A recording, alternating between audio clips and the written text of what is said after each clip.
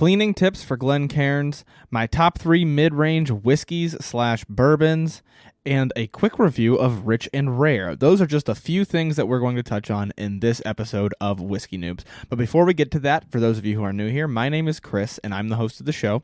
And this episode is a frequently asked question episode where I answer questions from the listeners, just like you. And if you want to submit one, you can do that by submitting a question on my Instagram story. Every Wednesday, I post a sticker on my Instagram story where you can type out a question and send it to me, and then I will answer them right here on the show, and that is every Wednesday on my Instagram at whiskey_noobs. So before I get started, a special thank you to everybody who submitted these questions, and I will not be doing a mystery whiskey review, which I do sometimes do on these episodes since they are not a review episode, but I do have a request to try a whiskey that was very easy to get my hands on and also very inexpensive, so I grabbed a bottle of it, and I will be doing a quick review of that because somebody asked about it for this episode. So we will talk about that whiskey once we get to it, and without further ado, I will get to the questions. The first question today we have is, what bottle would I choose over Russell 10-year in the same price range? So they're talking about Russell's Reserve 10-year. If I recall correctly, Russell's Reserve is about $35 in Ohio. I'm going to fact check myself real quick on OHLQ, though. Okay, I'm glad I looked that up because it's actually closer to $38. It's $37.99 in Ohio. So what would I pick over Russell's Reserve in that price range? That's actually a really weird price range in the upper 30s. I feel like I strangely just don't have very much in that price range. I know for sure one that I have in that price range is the Middle West Spirits Straight Bourbon. I would probably put that close to it. I'd have to do a side-by-side to say like I would pick it over Russell's, especially because I've been out of Russell's for a little while now. I haven't had a glass of it in quite a while, but I have recently had Middle West Spirits, so definitely take that with a grain of salt, but it is in the same price range. For a little bit less money, or actually, no, another one that's close to that is Woodford Reserve. I would definitely put that up against Russell's. I have to try them side by side. I can't say I would choose it over Russell 10, but if I tried them side by side, I think it would have a fair shake for sure. So that's basically what I'm going to do is kind of list off whiskeys that I would put up next to it in a blind tasting that I think would at least be entertaining to try. Yeah, I would definitely put the Middle West Spirits, I would put Woodford Reserve, and then I believe, and I might be wrong about this, Maker's 46 is very close in price as well. I would probably put that up against it as well. I think those would be 3 really fun blind tastings that I have not done. So I'm not saying those are better than it. I'm just saying I think those would give them a run for their money, give Russell's Reserve a run for their money. So Russell's is a pretty good drink in that price range, but once again, I just haven't had it in a little while. For those of you who don't know, it's actually made by Wild Turkey, so same distiller. And I enjoyed Russell's 10. I remember really liking it. It was one of the early bottles that I bought and added to my collection, and that was the only one that I've had so far, so I haven't really had it in a while. But it's pretty decent, and I would be interested in trying those blind tastings next to it. So if you're looking for something in that price range, I think all 3 of those would be a decent blind tasting versus the Russell's Reserve. The next question, and I hope I pronounced this right, would be my thoughts on Scapa or Scapa. They said that that's the next whiskey that they're going to buy. To be entirely honest, I actually had not heard of Scapa or Scapa prior to being asked this question, and it looks like they're not available in Ohio from anything that I could find, which would be why I hadn't heard of it probably. But I looked them up. They are a distillery in the UK. They appear to have some pretty interesting marketing. It looks pretty nice. I just haven't had them, so I can't really give you an opinion on them. But I would be interested to try it at some point. So if I see it somewhere, then maybe I'll grab it. But once again, that doesn't appear to be in Ohio anywhere. So I'll have to be out of state in order to find it. Moving on to the next question, we have how to start a relationship with a liquor store and get allocated bottles. This is an interesting question. It's also probably not the best question for me, being that I am located in Ohio. In Ohio, all of our liquor stores, everything is state-owned, so it's all run by the state. So you can kind of get a relationship with somebody, and this is where it's going to get a little bit gray here. The laws around that are all pretty fuzzy. I've been told that it is actually illegal to hold a bottle for somebody, to not sell it for somebody. So that's what I was told. I don't know for sure if it's true. I was told by somebody at a liquor store, but it's a very difficult thing to do in my area. Now, I will say in other states, I know for sure the best way would be, first of all, go in and talk to them and be a regular customer and give them your money, give them your business. I know that that helps. I know that going to them, even when it's not for whiskey or for bourbon, but like let's say you're buying vodka for a party, let's say you're buying rum or something, just buying everything from them and really moving merchandise for them can help build a relationship with an owner. Let them know that you're interested in the hobby. Let them know that, this is something that you're constantly hunting and you're constantly trying to find some. And like with anything, maybe you'll end up having a business relationship with that person and they'll be able to kind of hold back bottles for you or something like that. But it is a difficult thing to do. It's not necessarily as easy as just going in. Some people are charismatic, and so it seems like maybe it's just as easy as going in your local liquor store and making friends. But that could be the case if you're a very charismatic person. But that's not something that I necessarily have worked incredibly hard on. I find if I can't get it on allocation day, because it's state-owned, we get a bunch of allocated stuff, and it's all retail price. So I can just go in and try to fight for it, try to get in there at the right time on a day where they get the allocated whiskey in, or I can just try to trade with people or something like that. So I'm probably not the best person to ask about that, but that's my personal opinion on what you could do to kind of improve your odds. The next question would be cleaning tips that I have for Glencairns. So Glencairns can be kind of a pain because if they get any amount of like dust and stuff in them, then you pour your whiskey in it and you're looking at the whiskey to try to see the color, to try to see the legs, you're going to see all this dust floating around, and that's not an enjoyable thing to see when you're trying to drink whiskey. So cleaning tips, I would say stick to hand wash because a lot of dishwashers can really fog up your glasses. Definitely stick to hand wash. Dry them out pretty well. Don't let them just dry with the droplets on them, but actually, dry them out with something that's not going to leave a residue on them. And then a really big one, maybe you're getting your Glencairns nice and clean, but maybe the dust is settling in them. You'd be astonished the amount of dust that settles on like a daily basis. So if they're just sitting on a shelf or in a cabinet, maybe there's dust settling down into them. And so what I do for that is, and this is a dangerous game, but I genuinely find that it works really well, so I keep doing it. After they're nice and dry, I store them upside down. It's a little bit of a dangerous game because the bottom of the Glencairn is definitely heavier than the top, so storing it upside down, you're going to risk that it's a little bit top heavy. I've never had much of a problem with it. I think I did break one at some point. So you could either store them upside down, or you could potentially put something on top of them to keep the dust out. I believe they actually make like little Glencairn covers for keeping your whiskey from evaporating while you're drinking it, or if like you have to set it down and walk away for a little while. So that's also an option. Get some kind of a little cover to put on top of it and keep dust from settling into it. But I think that's something that I battle a lot more than the actual cleaning, is that dust likes to fall down into them. This next question, have I tried any Colorado whiskeys, and if so, what are my thoughts on them? I believe I've only tried one, and I might be missing one, maybe. But as far as I can think off the top of my head, I think I've only ever had one, and that would be Tin Cup. And Tin Cup is, they're a Colorado distillery, but they're sourced from MGP.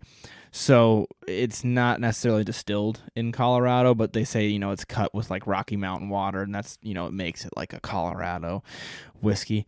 So that's the only one that I can think of that I've had from Colorado, and I enjoyed Tin Cup. I didn't think it was bad at all. I haven't had it in a little while. It was also, funny enough, I'm getting asked about a lot of my early bottles here. That was another early bottle. It was one of the first nice, quote-unquote nice whiskeys that I bought, and I haven't had it for quite a while, but I remember enjoying it, and I was newer to whiskey, and I liked it still, so it's not like overly harsh or anything like that. Nice, subtle sweetness, the type of things you look for in like a slightly lower dollar whiskey, or sub $30, I guess I should say. But for being less than $30, at least in Ohio, I really can't complain about it. So that's my opinion on Tin Cup, but I think that's the only Colorado whiskey that I've probably ever had.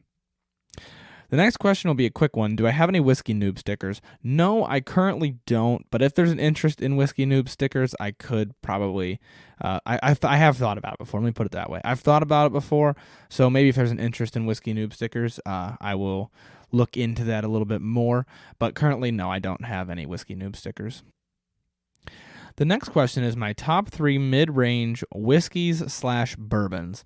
So you say whiskeys / bourbons, so I'm going to take it as it doesn't have to be bourbon.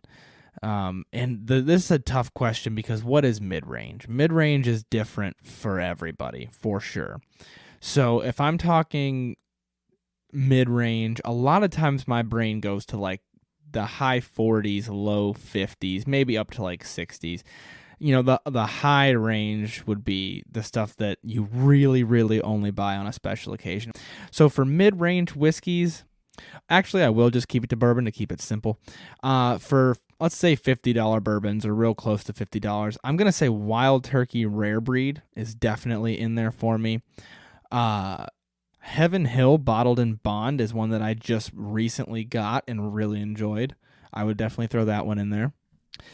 And for the third, I would throw in either Four Roses Small Batch or Four Roses Small Batch Select, because those are opposite ends of that $50 that I said. One is $40, I believe, and then I believe the Select is $60, if I'm not mistaken.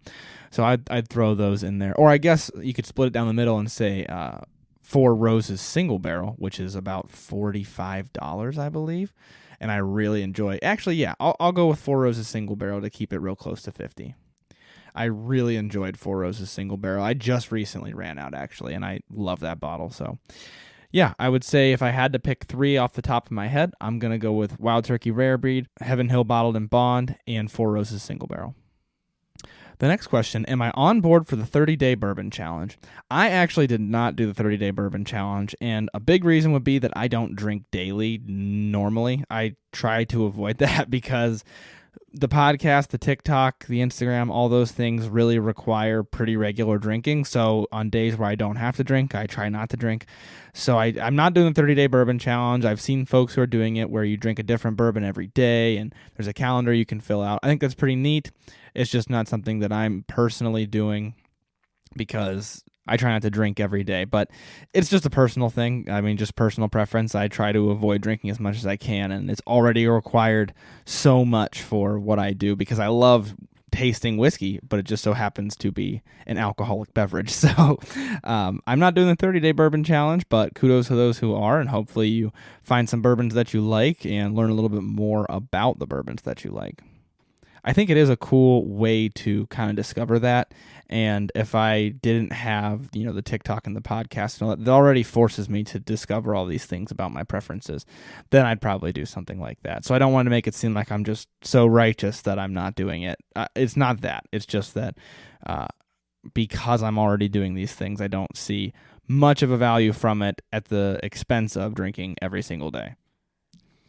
This next question I also answered on, I believe, either TikTok or Instagram, and that's my thoughts on Uncle Nearest 18. Well, it was my thoughts on Uncle Nearest on whichever platform that was, either TikTok or Instagram. And then this is Uncle Nearest 1884 is what this person asked. I just put Uncle Nearest 1884 with 2 question marks, which I'm guessing you mean my thoughts on Uncle Nearest 1884. I have not had the 1884. I have had the 1856. I really enjoyed it. I don't own a bottle of it. I just had it on like 2 different occasions. So I don't own the bottle. I might buy a bottle at some point because I really enjoyed it. I thought it had a good amount of flavor, not too unreasonable amount of burn, and I forget the price of it. I'm going to actually look that up real quick. The price is about $60. So at about $60, I think it's a pretty decent bourbon. I might buy a bottle of it at some point to get a more in-depth opinion. And then I also would have to try the 1884, which I haven't had. So I can't say anything about that. But yeah, that's my thoughts on the Uncle Nearest brand until I try some more of it. My next question, and the hardest question for any whiskey lover to answer probably. Do I have a favorite bottle? I probably do on any given day, and it probably changes just about every day. I think right now my favorite for at least the past few weeks has been Barrel Seagrass. I really enjoy that. It's a rye that's finished with like 3 different finishing methods. They bring them all together and blend it.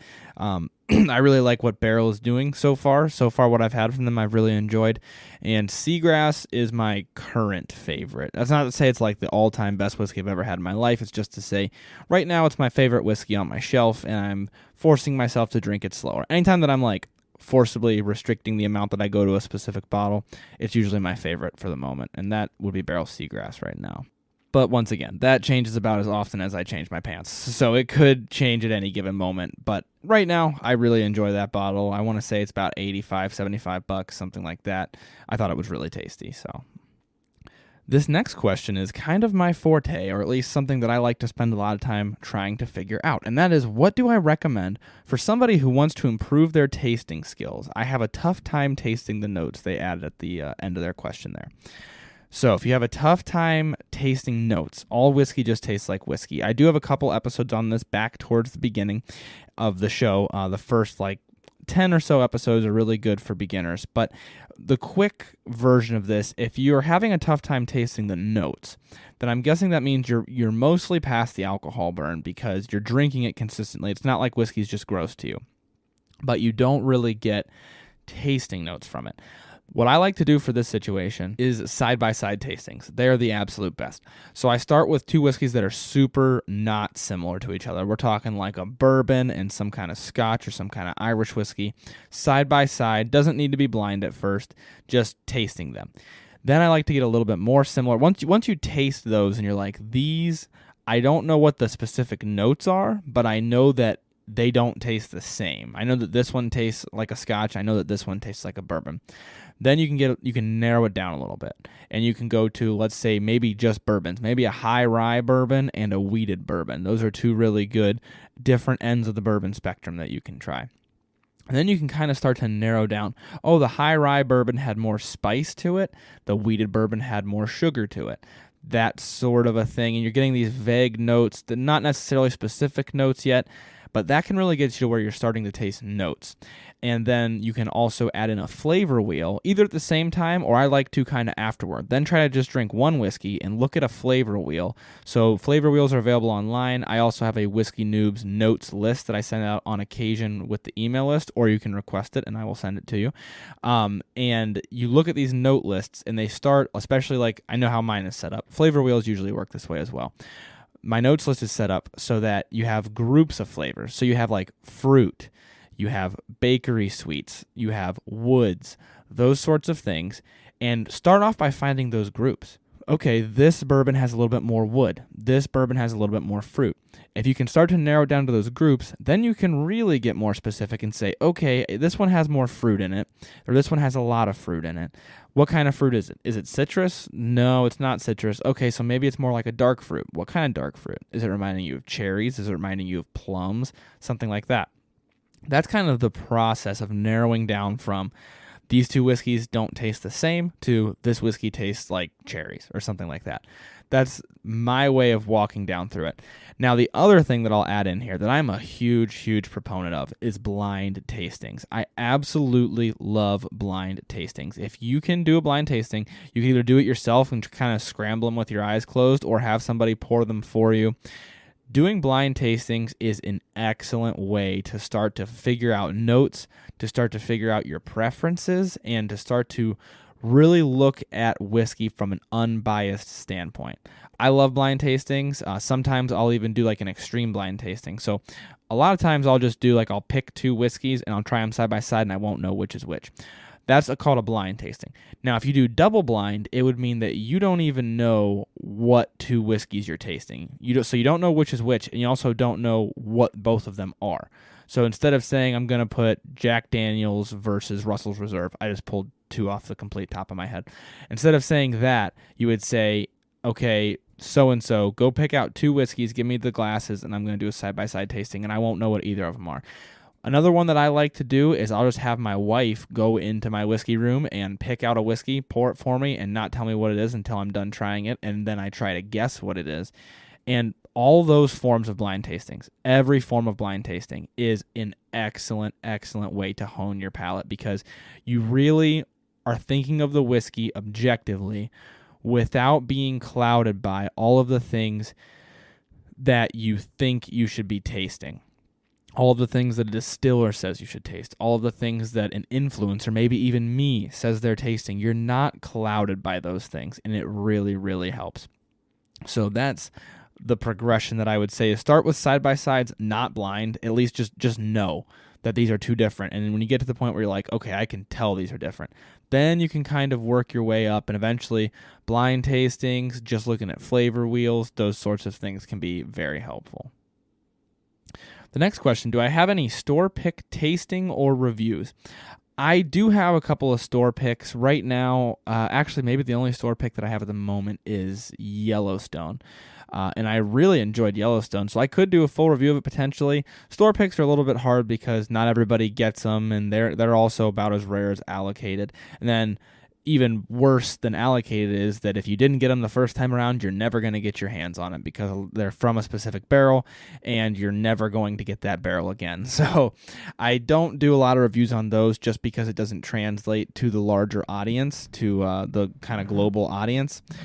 But I could potentially do some, maybe throw it on like TikTok or Instagram, and that way people can see my opinions on these things. But I really liked the Yellowstone barrel pick that I had. And also store picks are done a little bit differently in Ohio, where it's like the state picking it out for you. It's not just like an owner of a store picking it out. But at any rate, I don't have any on the podcast. I don't think I've done any on TikTok or Instagram either, so perhaps I could. But the reasoning behind that is just because, like I said, it doesn't translate as well to a large audience. But it doesn't mean that I won't do them. So it's a great point. Maybe I will be doing those in the future. This next question are my thoughts on Knob Creek products. I really like Knob Creek. It's actually kind of funny that I haven't had it on the show before. I have had just the regular Knob Creek, the 100 proof 9 years. I haven't had any of the old stuff because they do make some older bourbons as well. I haven't had those, but I would like to here in the future. And then also I've had their smoked maple. That's a really good flavored whiskey. I know a lot of people really enjoy the Knob Creek smoked maple. So as far as flavored whiskeys go, it's pretty good as well.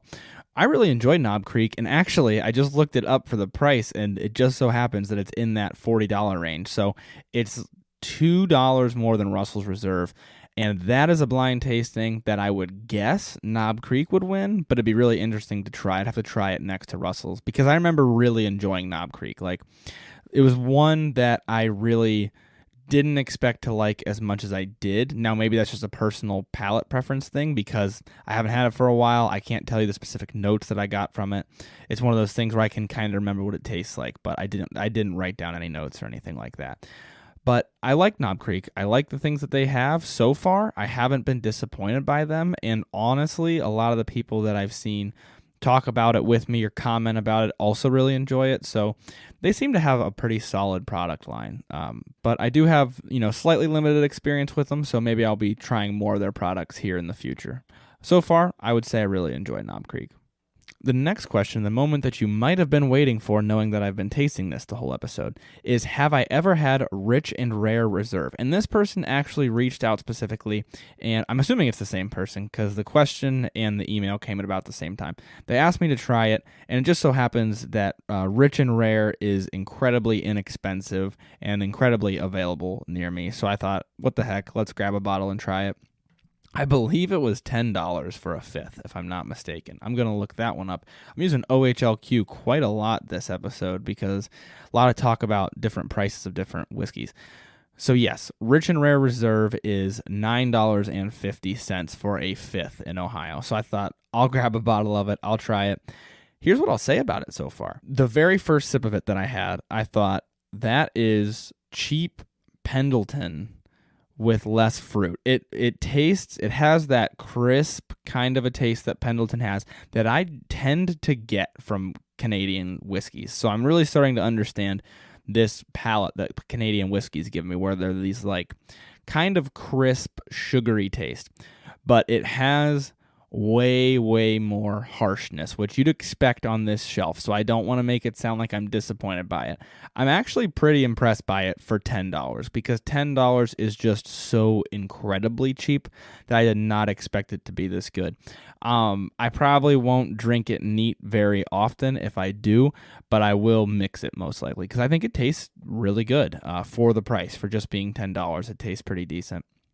Has basically, so far from my experience with Canadian whiskey, this is what I would say a very, very general Canadian whiskey flavor is, but along with like some added nail polish remover, strong alcohol burn type of a thing, kind of chemically, a little bit chemically, but you really can't knock it for that. If it's any bottle under $10, you really can't knock for the strong harshness that it's going to have. So pretty impressed by the flavor that it has aside from that harshness. Not going to say that I'll be drinking it neat very often, but for $9.50, I'm pretty impressed by it, is what I would say.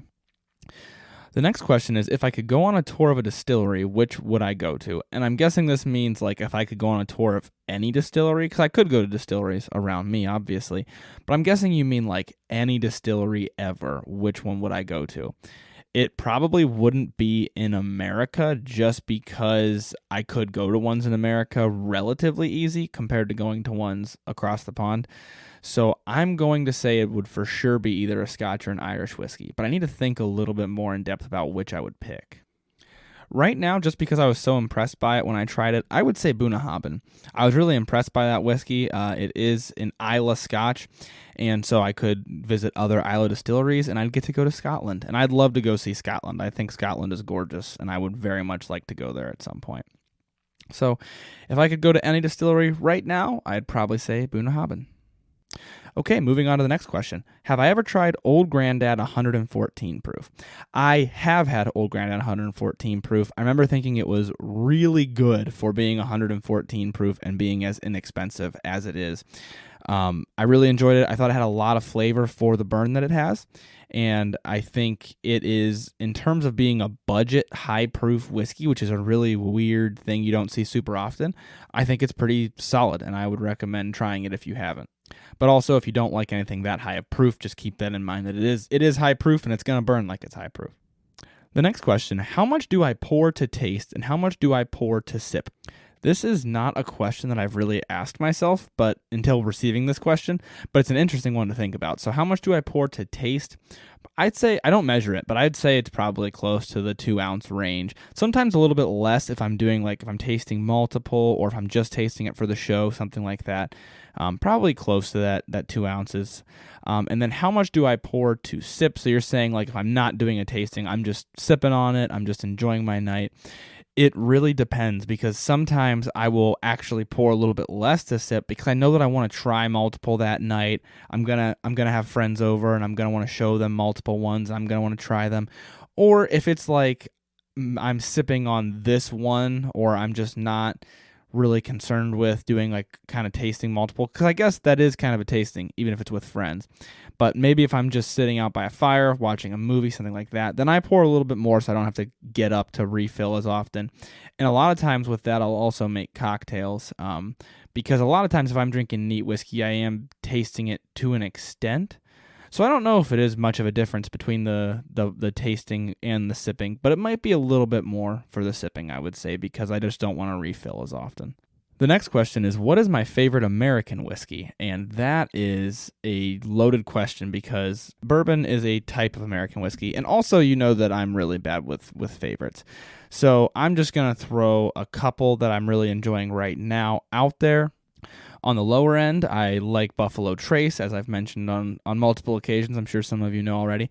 I like Elijah Craig. I already mentioned I really like a lot of what Barrel Spirits has going on, Barrel Craft Spirits. I've liked their bourbon and their Seagrass, that finished rye that I mentioned before.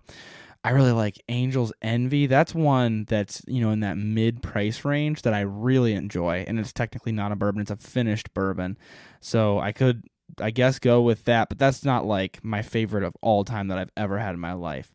But with me, when I'm answering a question about my favorites, I can never just give one. I have to throw out a few. Those are just off the top of my head, kind of looking around my room, because that's a huge category, and I don't know if I could ever pick a specific favorite from that category. I'm really struggling just looking around the room right now. So yeah, those are the ones that I'll go with for right now. Sometimes when people ask me my favorites, I just pick what comes to mind. And as I was listing those off, Angel's Envy came to mind. So that's the answer that you get right now. But it's certainly not my favorite of all time. It's just one that I really enjoy. The next question, what do I think of gin and moonshine? So two very different things, first of all. But moonshine, I like to an extent. I like the taste that it has. It has a very corn taste to it. It hasn't been aged at all. So I enjoy moonshine, especially mixing it. Gin, the first time I tried gin, I really, really, really did not like it. I know there's kind of a growing gin market and gin culture online, so I'd like to try gin again with an open mind, but the first time I had it, I really, really didn't like it. After that, I did have it a couple times after that, and I remember thinking, like, I think I can see why people like it, but I still don't think it's for me. I'd have to try it again to give you a better answer. All right, so moving on to the next question. Have I done any Scotch reviews or recommendations? Yes, I have, and I just looked at the podcast list, and I'm just going to list off all the episodes. But I've also talked about different Scotches on TikTok and on Instagram, but for the sake of time, I'll just list off all the reviews I've done on the show. So episode 10 was Laphroaig versus Glenmorangie. Episode 16 was Monkey Shoulder. Episode 31 was Glenfiddich 12-year. Episode 44 was Chivas Regal versus Johnny Walker Black. Episode 48 was Aberlour 12-year. Episode 54 was Auchentoshan American Oak. Episode 66 was Ardbeg 10-year. And episode 68 was Bunnahabhain. So those are just all the reviews that I've done on the show. As far as recommendations go, I think anything that I've had on the show was honestly pretty tasty. For newbies, I always recommend Monkey Shoulder. I think it's incredibly approachable. A lot of folks who I've had try it either like it or didn't like it, and tended to be bourbon folks who just didn't like Scotch very much. Monkey Shoulder is pretty welcoming, though, so I recommend that a lot for newer folks. All right, sticking with the gin and moonshine type of question, am I into brandy, and then in parentheses they put cognac at all? I would not say I'm into it. I think I've only had it ever once. I don't know for sure if I've had it more than that. So I'd have to try it more to know if I was into it more, but my whiskey takes up plenty of my budget as it is, so I don't get into other expensive types of alcohol very often. But I would be open to trying it. It's similar to gin, where I know that there are people out there who really enjoy it and really have a palate for it. So I'd like to try it and see what I think if I really sit down with it and really try to enjoy it. So I would be open to trying cognac a little bit more closely. This next question, and the last one for the day. What is my collection like? Do I aim for a variety in styles?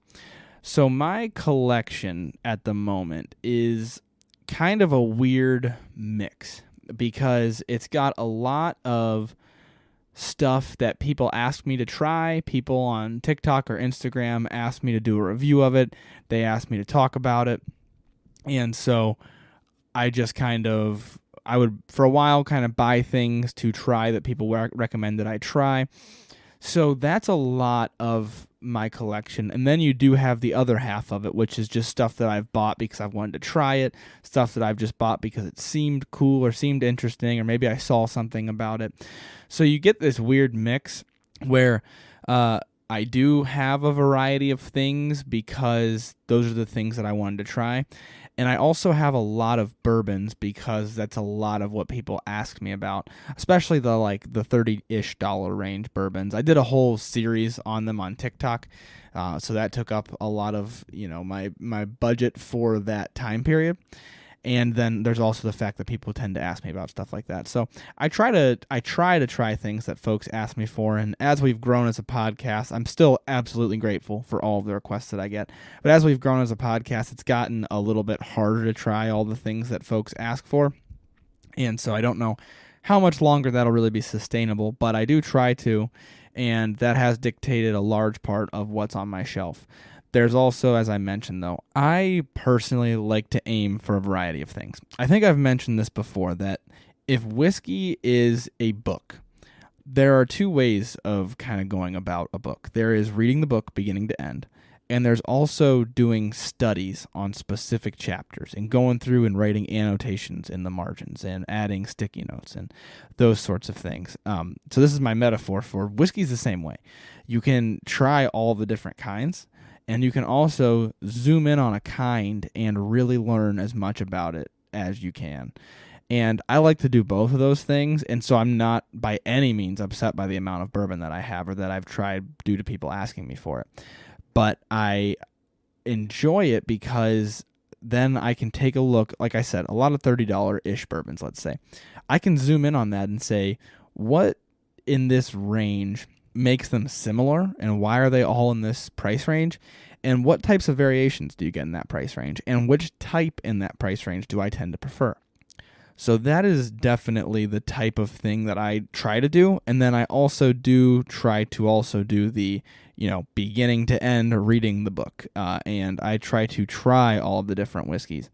And I'm definitely working on that. I'm working on expanding kind of my scotches, my Irish. We just had our second Japanese on the show not long ago. This is another Canadian, which we haven't had much of on the show, the Rich and Rare that I tried for this episode. So I'm definitely trying to get a good, solid variety. But I also, I think, honestly, any whiskey you can learn something from, especially if you're still in that less than, let's say, 5 or maybe even 10 years in the hobby.